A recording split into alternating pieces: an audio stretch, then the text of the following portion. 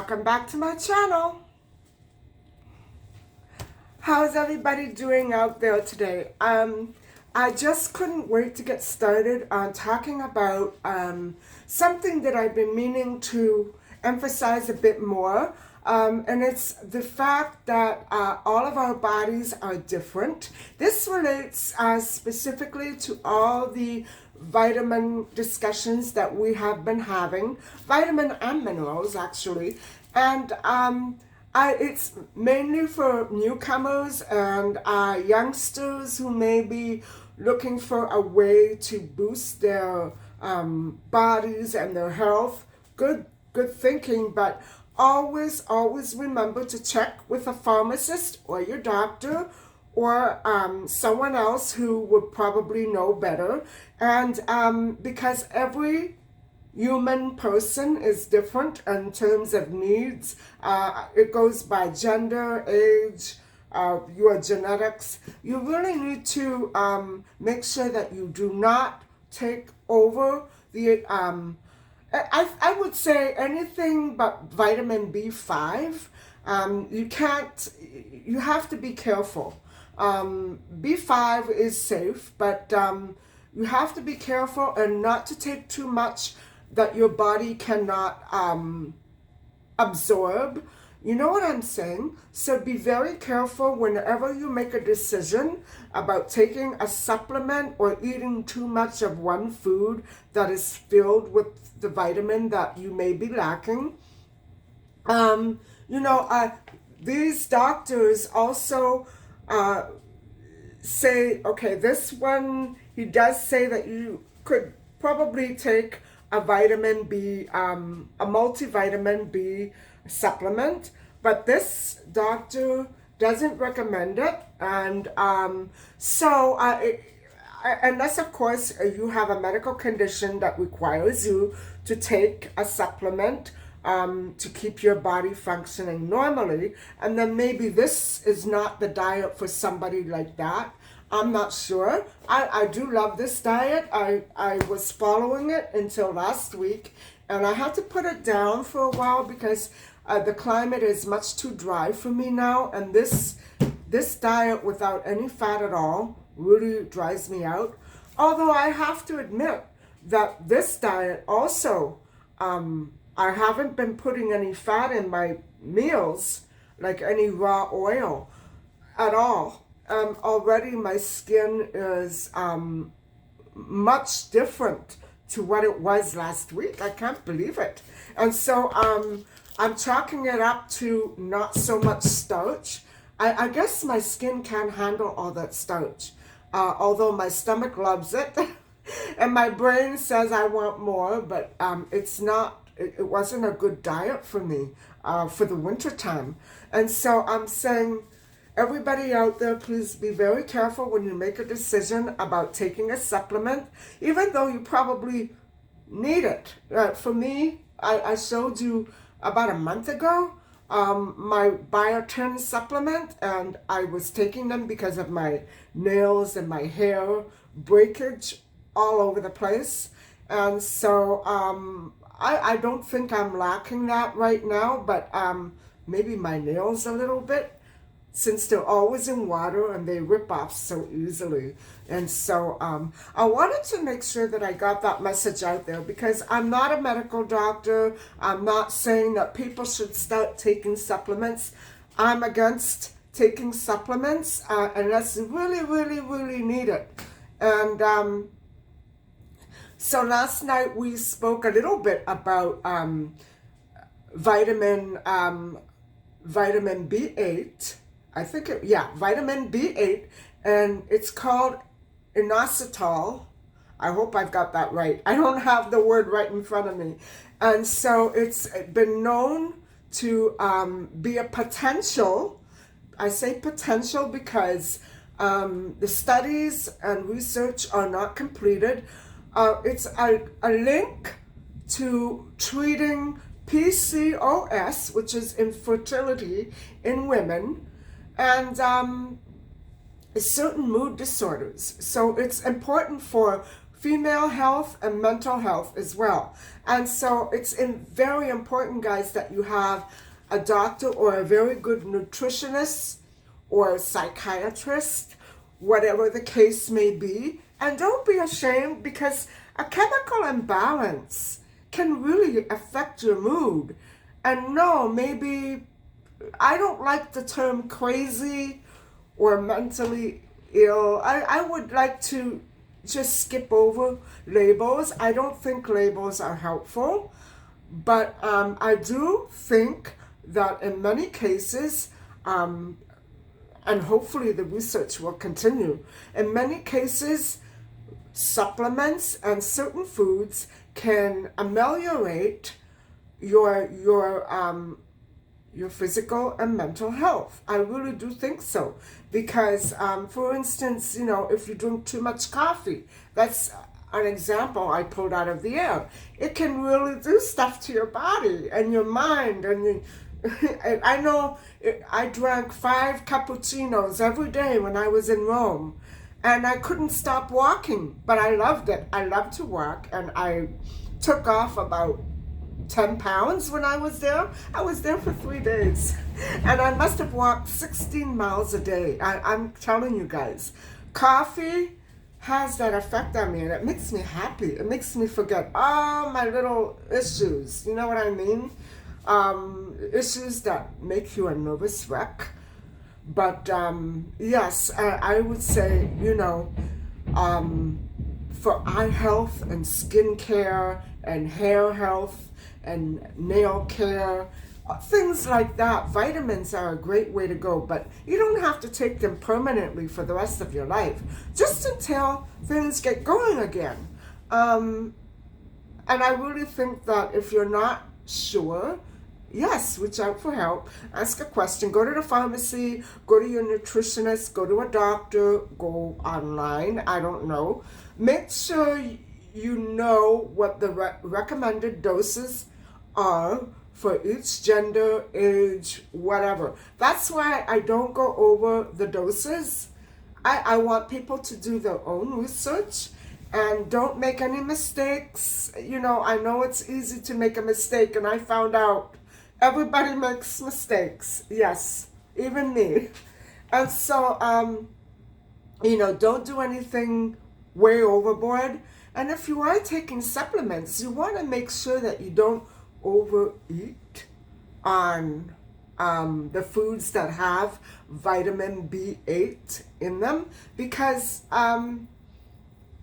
you just want to be sure and careful. But I do think that if you have a well-balanced diet, and you have to work at it, guys, because you don't like all those vegetables, right? There's some that you like and some that you don't. So for the ones that you don't like, you have to make sure that you're balancing things out. And as you get older, it's going to matter more. Maybe not so much when you're in your 20s, 30s, but, pay attention to what you eat. You see how I document everything? By recording everything. Now, last night's soup was a mixture of all kinds of vegetables. I don't normally do that anymore. I usually only use the vegetables that are listed in the sample menus, but they were gonna waste, so I thought I might as well dump them all in together. And I still have enough left over for lunch today, so I didn't finish all that rice or soup. And so, yes, now I have lunch for today, and I don't know what I'm having for dinner. But anyway, whatever it is, I'm sure that it's going to be something from this sample menu diet. And, I just wanted to make sure that people are clear that I'm not trying to recommend supplements. I think that's important. I just want, before, when I began this discussion, I would simply list the foods. This is going back a couple of weeks, 3 weeks now. I would simply list the foods and the vitamin and the mineral and leave it at that. You know what I'm saying? But now that I've looked into the processes like biosynthesis, this is mainly after you ingest food, um, you can sort of get a better idea when you know what those vitamins are targeting and what they're good for. Now you can have a better idea of what vitamins you may be interested in finding out more on, or maybe knowing that you lack, say a process. Hey, that's not working so well lately for me. I might want to step it up with a supplement or more foods in that category of vitamin. That's what I'm saying. When you look at the processes of biosynthesis, it helps us understand what the vitamin is good for and whether or not you need it. So I think I wish I could go over all the other ones that I skipped, like vitamin A and D. I did go over them with you, but I didn't go through the processes. So I'm going to let it go at that. You're big grown-up adults, you know how to research it. But I did list the foods, and so at least you have that. And so I hope that tonight's discussion goes a little better, because sometimes, I'm not that clear. If I don't understand something that well, I can't be clear enough about it. And so I believe that tonight we will probably be going over vitamin B10. And I'm pretty sure there is a vitamin B10. I'll have to double check on that one, but whatever it is, it will be a vitamin discussion tonight. And then for this coming next couple of days after tonight, I'm going to let it go for a couple of days. I think, I need a little break. All that digging and researching, it really, first of all, makes me so hungry, even after dinner. So anyway, guys, I'm not sure that I'll be stepping out at all today. Probably sometime in the next couple of days or so. But I have no inclination to go out in that. So I prefer to stay warm and dry. And I hope that you're all having a wonderful week, and that you do have a great weekend. If you miss a few episodes, just make sure that if you need information on vitamin B complex, come back to the episodes. And I encourage you again to do your own research. So I'll talk to you in a little bit. I'm just going to look for my cat mainly. I think she's hiding somewhere under piles of clothes in my closet. I'm not sure. I haven't seen her in about 4 hours. So, but she's feeling much better. So, I don't know. I have to keep my eye open because I have to keep my eyes on her, because she's not, when she does this, she's not feeling good. So, I hope that she's okay. Anyway, I'll talk to you soon.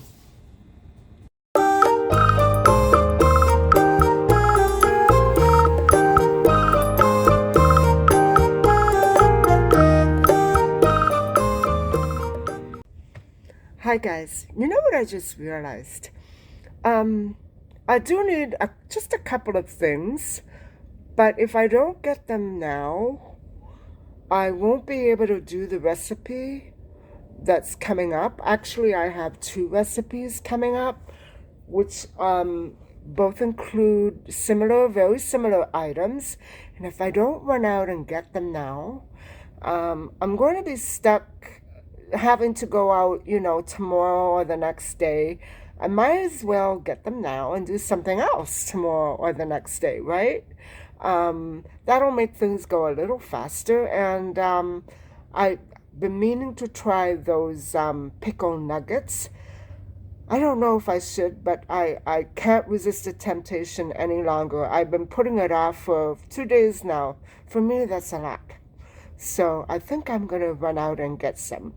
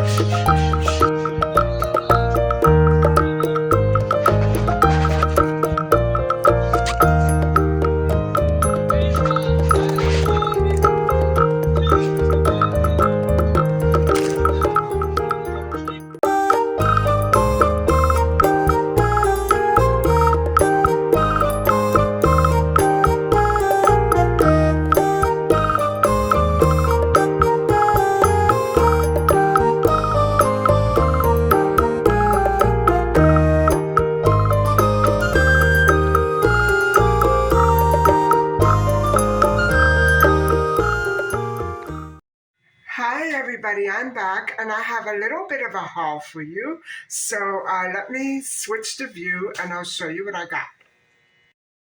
So I actually didn't pick up too much, just a few vegetables that I've been meaning to get. And I intend to freeze the asparagus. I just have a little wee bit left in the refrigerator. I bought some more oxo cubes and I bought some more yeast.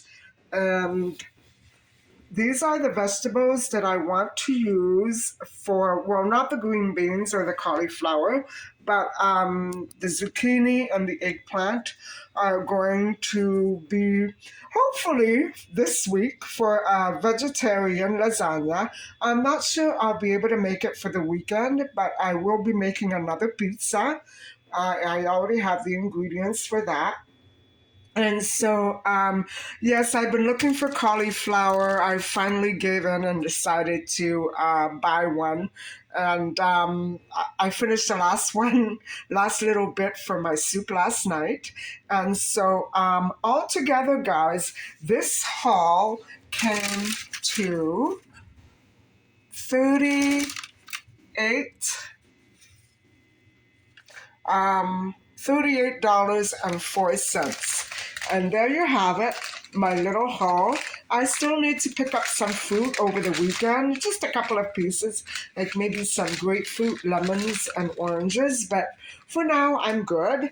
And yes, I could use another package of cat food as well. But I'm not sure where I'm going to be going this weekend, if I'm going to be going to Walmart or somewhere else. So I have to sort of play it by ear. If I don't go to Walmart, I won't be able to pick up the cat food. So anyway, that's the haul. And so I'm going to have my leftover soup. And then I'm going to sit down and discuss some more vitamins with you. And pretty much, I think it's going to be another vitamin B complex vitamin. So stick around if you're interested. And I don't have any cooking for you tonight. I'm just having the leftover soup from last night. So I'll talk to you later. Guys, I forgot the basil. Hi guys, I'm back, and I don't think tonight's discussion is going to be too involved or complex. And I think we'll get through it quickly.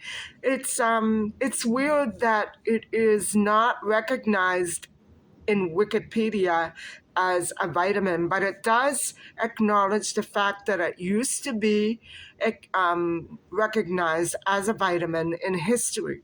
So it's just that in modern times that it has become better known as an acid of some type, and it is called vitamin B10. It is called para-aminobenzoic acid. And I know that we've seen creams with similar names and sunscreens. So let me just go on in a little bit of detail. And it's very interesting that it is used in North America as a sunscreen, but Europe has banned the use of it in those products. So remember I was telling you in things like flour and food products? Well, it's across the board, guys, in Europe. They're much more careful. And so I don't know for what reason they banned PABA in the skincare products, but they have. And so this vitamin is in foods. It's not in all foods, but it's in different foods. And it is also present, as I just told you, in sunscreens. And this nutrient is a very major part of skin health and hair. And so it's part of the B vitamin group. And it's an acronym of PABA, para-aminobenzoic acid, as a vitamin, but it is not really classified as a vitamin by anyone anywhere. Usually we can find it in things like mushrooms, brewer's yeast, whole grains, spinach, and organ meats. And very much like vitamin K2, a body will produce it in small quantities from intestinal bacteria. You know that those processes that go on after you eat.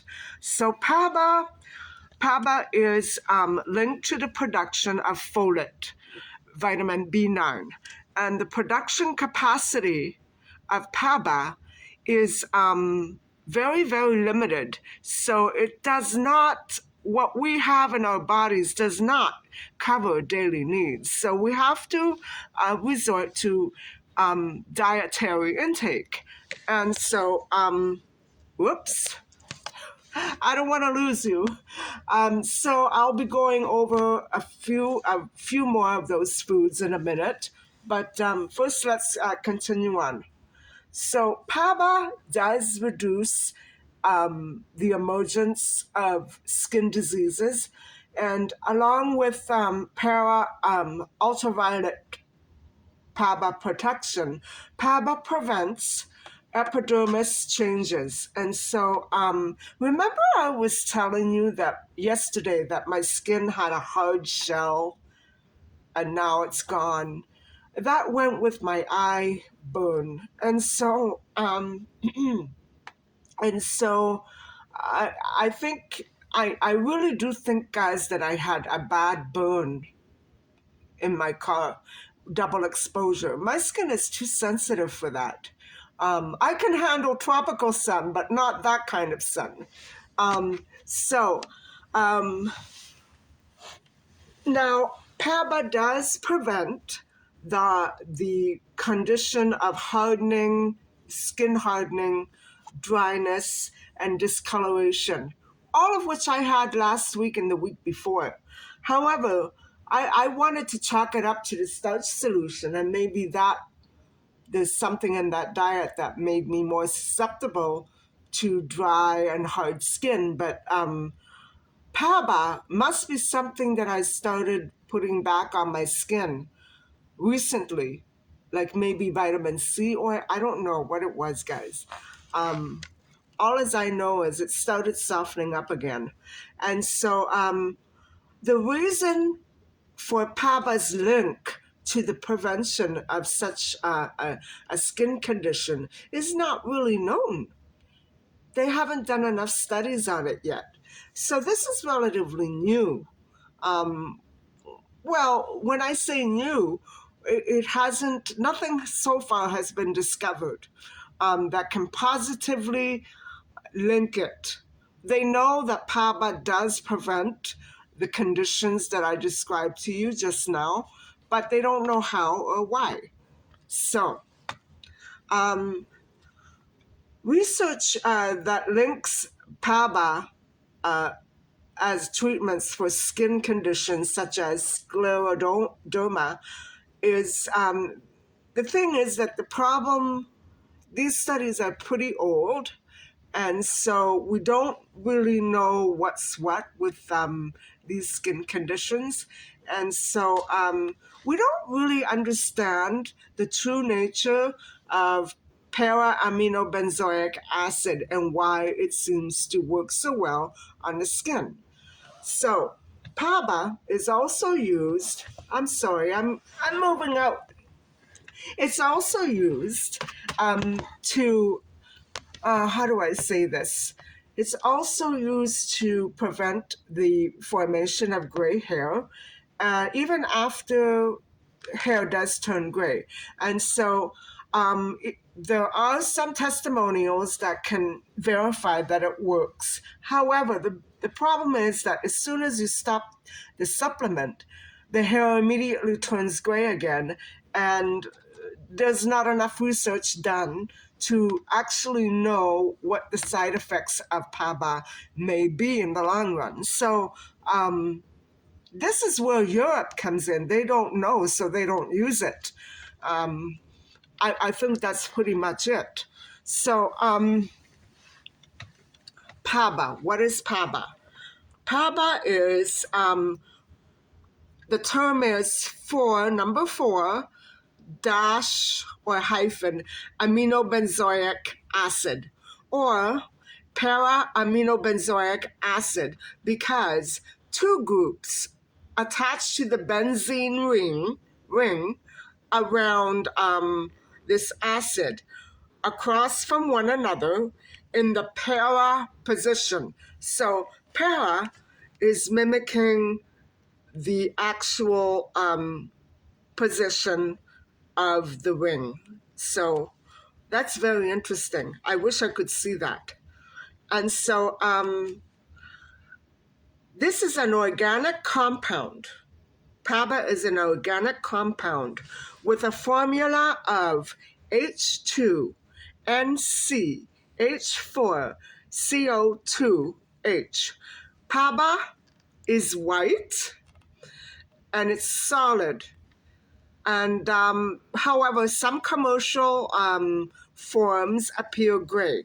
So it is water soluble, maybe not as soluble as some other vitamin B compounds, but it does have a benzene ring with amino and carboxyl groups around it. So the compound occurs in the natural world. Wow. Food sources. All right. The food sources of PABA include liver, brewer's yeast, and unfiltered beer, kidney, molasses, mushrooms, and whole grains. I'm not fond of any of those things, not even beer. Whole grains, maybe. Okay, biochemistry. What happens when you ingest something and synthesis begins? Okay, well, this synthesis is called tetrahydrofolate synthesis, and PABA is a mediary substance in the synthesis of folate by bacteria in the gut and plants and fungus. Many bacteria, including those found in the human intestinal tract, even like E. coli, generate PABA. From chorismat by a combined action of enzymes 4-amino 4-deoxychorismate synthase and 4-amino 4-deoxychorismate lyase. Plants produce PABA in their chloroplasts and store it as glucose ester in tissues. So humans cannot do this on their own, like it's not in your body. There is some PABA in your body, but it's not enough to do all of this essential activity. So it's important that we try to get it either through, I don't know, supplements or the leafy green vegetables. So humans lack the enzymes to convert PABA to folate. So that's the essential job of PABA here. It's to convert, it's for the enzymes to convert PABA to folate. So PABA becomes folate. That is the ultimate goal of PABA, to become folate. So humans need PABA or folate from diet, like leafy green vegetables. And so PABA is, however, not considered to be essential for human health. And it is therefore not recognized as a vitamin because the human gut microbiome generates PABA on its own. Boy, that's a little complicated for me to understand. Do you understand it? It's really all these chemicals that are going in and out of our body. It's hard to keep track of what everything is supposed to be doing, right? But it's not as complicated as some other vitamin B complex processes.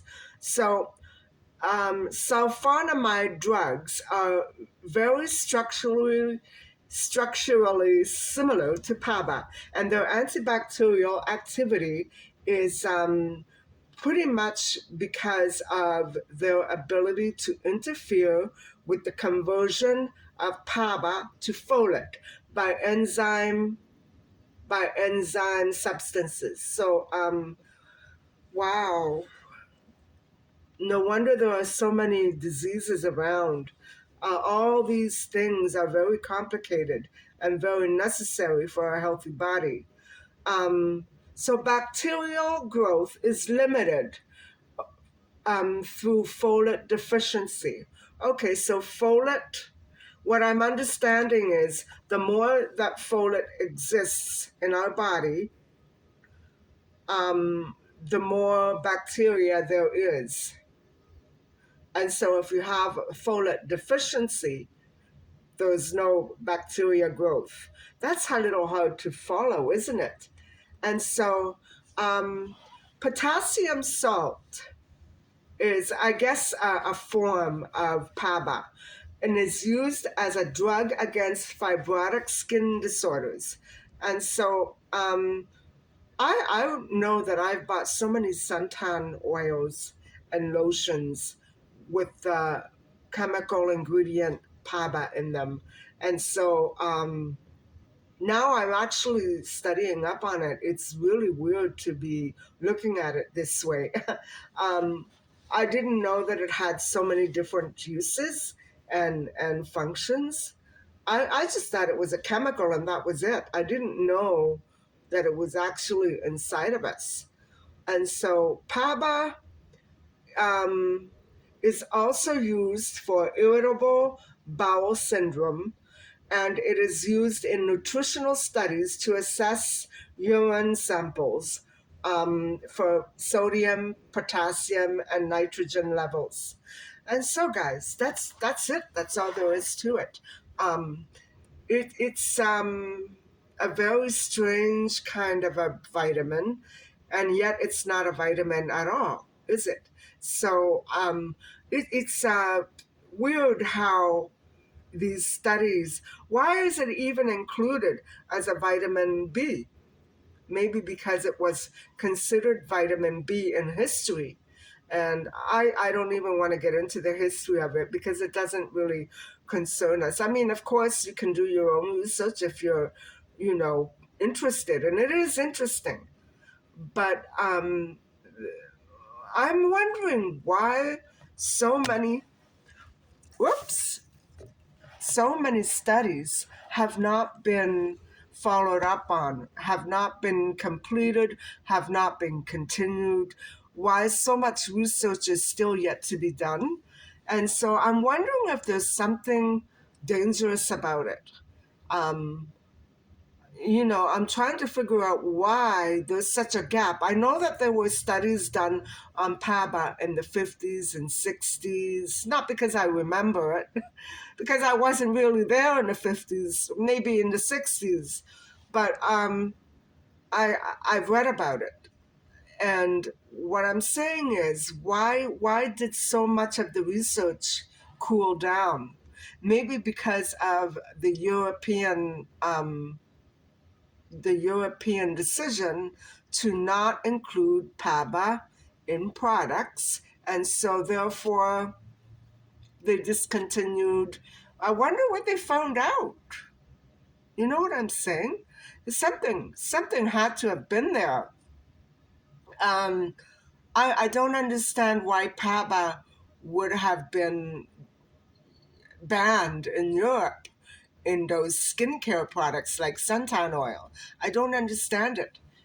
Um, I'm trying to figure it out, and I guess I could do some more research, but I'm not going to be uploading anything else on this. I think we've found out just about enough.